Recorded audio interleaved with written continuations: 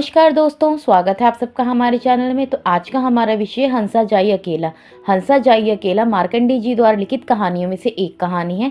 तो आइए शुरू करते हैं हमारी इस कहानी को। तो हमारी ही कहानी शुरू होती है गांव से। हंसा गांव का एक व्यक्ति है, वह एक सामान्य व्यक्ति है। हंसा को रतौंधी है, जिस कारण रात के अंधेरे में उसे दिखाई नहीं देता। हंसा एक दिन बाबा तथा गाँव के अन्य लोगों के साथ दंगल देखकर लौट रहा था और दुर्भाग्यवश एक औरत से टकरा जाता है। तो पिटाई से बचने के लिए इधर उधर दौड़ने लगता है वो, कि मतलब लोग उसको पीट ना दें। इस घटना को लेकर हंसा का जो दोस्त मगनू होता है वो उसका बहुत उपहास करता है, उसका बहुत मजाक उड़ाता है, परंतु हंसा जो है इस बातों पे ज्यादा ध्यान नहीं देता। वो जब गांव में कुर्ता पहन कर निकलता है तो लोग उस पर बहुत हंसते हैं। मतलब वो चाहे कुछ भी काम करे, लोग उस पर हंसते ही रहते हैं। हंसा गांव में हमेशा हंसी का पात्र बना ही रहता है, परंतु हंसा को इस चीजों से कोई फर्क नहीं पड़ता। वो अपने में ही व्यस्त रहता है। हंसा गांधी जी का बहुत बड़ा भक्त है तथा गांव में कांग्रेस के प्रचार हेतु सुशीला बहन के आगमन की सूचना ढोल बजाकर पूरे गांव में देना शुरू कर देता है, जिससे गांव वालों को सबको पता लग जाता है कि सुशीला बहन यहाँ पे आने वाली है।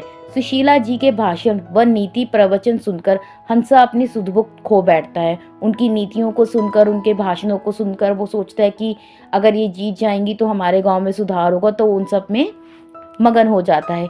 एक रात हंसा के यहाँ भोजन का आयोजन किया जाता है, तो हंसा ने घी की तलाश के लिए सुशीला जी की मदद करनी चाहिए, किंतु रतौंधी के कारण उसको अंधेरे में दिखाई नहीं देता और हंसा व सुशीला जी आपस में टकरा जाते हैं और उनमें अंतर्गमता स्थापित हो जाती है। इस कारण घटना की प्रक्रिया उपरांत हंसा भी चुनाव में रुचि लेने लगता है, जिसके कारण सुशीला जी के साथ प्रचार में भागीदारी करता है और कांग्रेस जीत हो जाती है। किंतु सुशीला जी जो होती हैं वो चुनाव की भागदौड़ में इतना ज़्यादा व्यस्त हो चुकी थी, उनका शरीर इतना ज़्यादा थक चुका था कि वो निमोनिया की चपेट में आ जाती हैं और हंसा द्वारा सेवा की जाती है। हंसा जो होता है वो उनकी दिन रात सेवा करता है, उनकी खूब दवाई दारू सब करवाता है, परंतु उन सब के बाद भी जो होता है सुशीला जी की मृत्यु हो जाती है।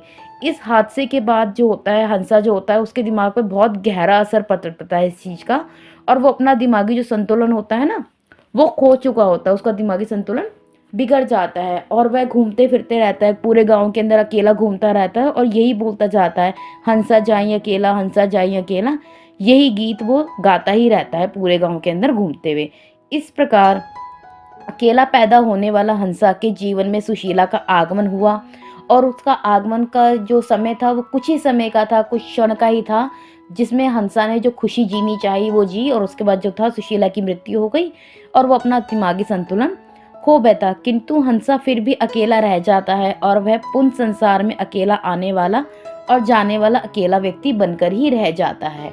हंसा अपना दिमागी संतुलन खो चुका है, वो अपने जीवन में केवल उसी क्षणों में जी रहा है जब वो सुशीला के साथ था और वह सोचता है कि अब वो अकेला है और वो यही गीत गाता रहता है कि हंसा जाई अकेला, हंसा जाई अकेला, हंसा जाई अकेला, कि मतलब अब हंसा अकेला ही रह गया, अकेला आया था और अकेला ही जाएगा। तो आज का टॉपिक हमारा यहीं खत्म होता है, तो कल मिलते हैं एक नए टॉपिक के साथ।